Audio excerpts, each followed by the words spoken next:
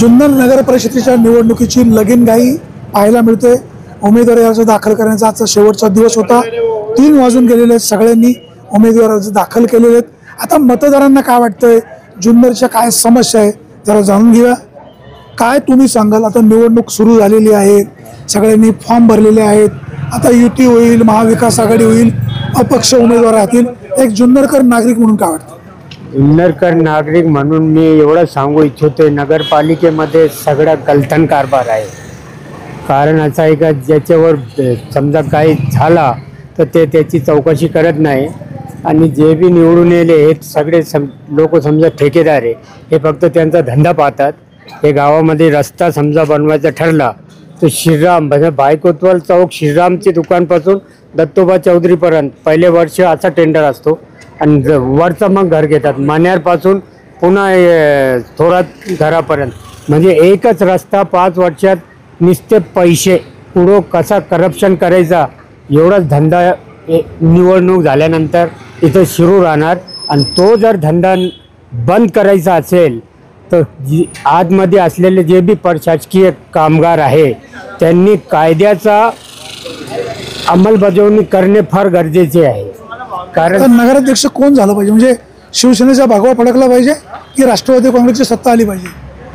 नगर परिषदवर फक्त माझा एवढा सांगणं आहे की छत्रपती शिवरायाच्या जन्मभूमीमध्ये फक्त भगवाच फडकायला पाहिजे। बरेच ते त्यांचे आपसात काही करू, राष्ट्रवादी करू, कोणी असो कोणी, पण सदर नगरपालिकेवर भगवा हाच पाहिजे। कारण ही छत्रपती शिवरायाची जन्मभूमी आहे।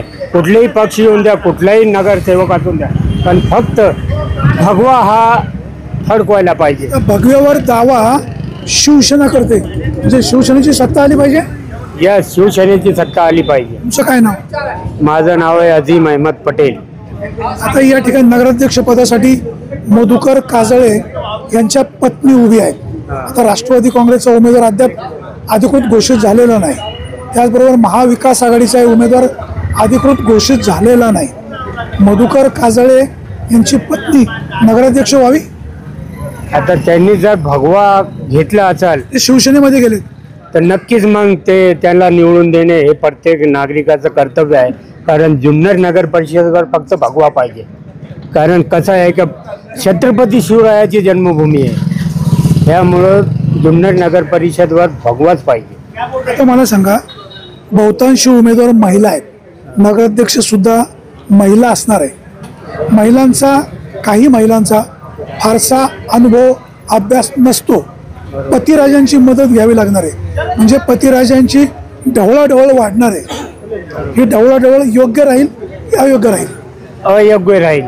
कारण ज्याच्या हातामध्ये सत्ता आहे तर कमीत कमी शिकलेले असल्या पाहिजे। तर बाबा एखादी महिला आहे, कमीत कमी एंटर तरी पाहिजे किंवा 10वी पास तरी पाहिजे, कमीत कमी त्याला एवढं कळायला पाहिजे का सदर संस्थेमध्ये प्रोसिडिंग काय असते, ठराव कसे घ्यायचे, अजेंडा कसा इश्यू करायचा, याची संपूर्ण माहिती ते महिलाला पाहिजे।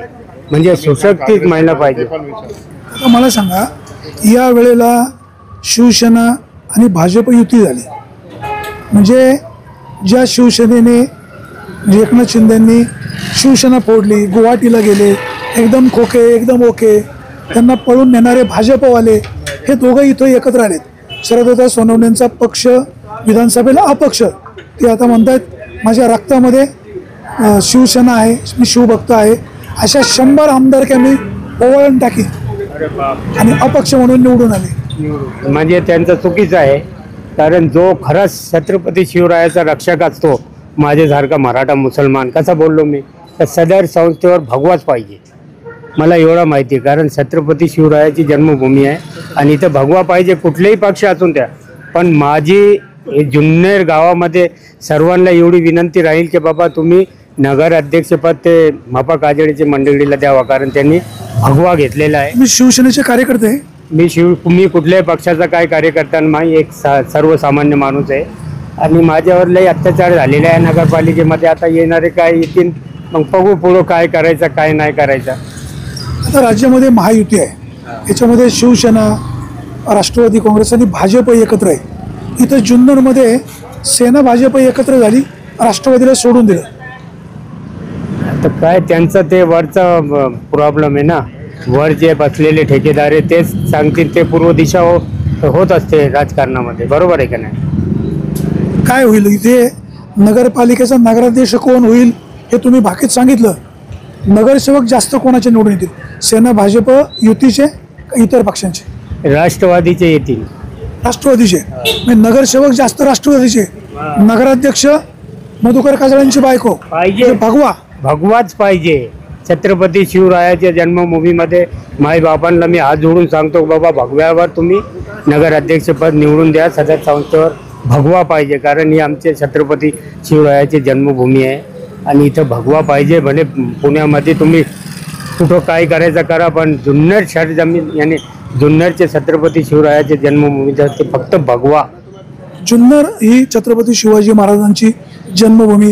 हिंदू मुस्लिम इथं एक जीवाने राहतात, एक विचाराने राहतात. इथं कत्तलखाना नको अशी मधुकर काजळांची भूमिका आहे. बरोबर आहे ना, कशाला कत्तलखाना पाहिजे? नकोच तो कत्तलखाना. माझी बी अशी इच्छा आहे की बाबा नकोच. भांडणं होतात, तंटे होतात, मग ते पोलिसांना त्रास, प्रशासकीय राजवटाला त्रास, नगरपालिकेला त्रास. कायमस्वरूपी त्यांनी ते सील करायला पाहिजे, नकोच. नाही तर मग नगरपालिकेने कुठंतरी गायरांमध्ये जागा द्यावी, खोऱ्यामध्ये, किंवा ते तिथं आहे ना जुन्नर शहराच्या बाहेर ते घोडेगाव फाट्यावर गायरान जमीन आहे. नगरपालिकेने त्याचा ठराव करून तिथं कत्तलखाना कायदेशीर बांधून द्या. कारण मुस्लिमपेक्षा गैरमुस्लिम जास्त खातात मटण. फक्त हे तुम्ही आम्ही म्हणतात की मुसलमान खातात, पण मुसलमानपेक्षा 80% आदिवासी लोक खातात. एक मुस्लिम बांधव आहे, अतिशय स्वच्छपणे विचार मांडलेले आहेत. जुन्नर शहरामध्ये कत्तलखाना नको, छत्रपती शिवाजी महाराजांची जन्मभूमी आहे, ह्या नगरपालिकेवर भगवाच फडकला जावा अशी त्यांची भूमिका आहे. नगरपालिकेचा नगराध्यक्ष शिवसेनेचा म्हणजे भगव्याचा होईल आणि खालचे नगरसेवक सर्वाधिक राष्ट्रवादी काँग्रेसचे निवडून येतील असा त्यांचा दावा आहे. मतदारांनो, कोणाला निवडून द्यायचं, कोणाला स्वीकारायचं, कोणाला नाकारायचं हा तुमचा प्रश्न आहे. परंतु अशा प्रकारचे स्पष्ट आणि स्वच्छ विचार मांडणारी लोक कमी पाहायला मिळतात. सुरेश वाणी, बिगर टाइम्स, जुन्नर.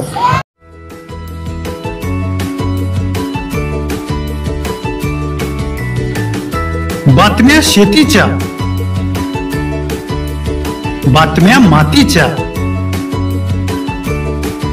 बातम्या अन्यायाच्या, गुन्हेगारीच्या,